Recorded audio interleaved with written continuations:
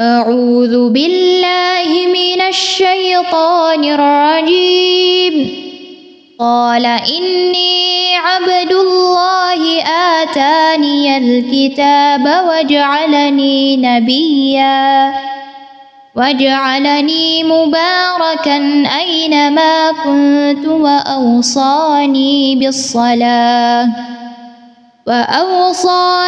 بالصلاة والزكاة ما دمت حيا وبرا بوالدتي ولم يجعلني جبارا شقيا والسلام علي يوم ولدت ويوم أموت ويوم أبعث حيا ذلك عيسى ابن مريم قول الحق الذي فيه يمترون.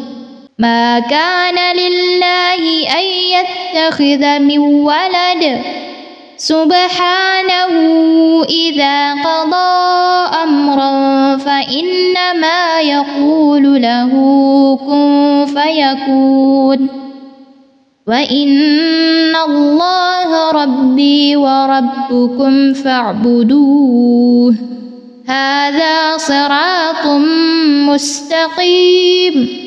فاختلف الأحزاب من بينهم فويل للذين كفروا من مشهد يوم عظيم.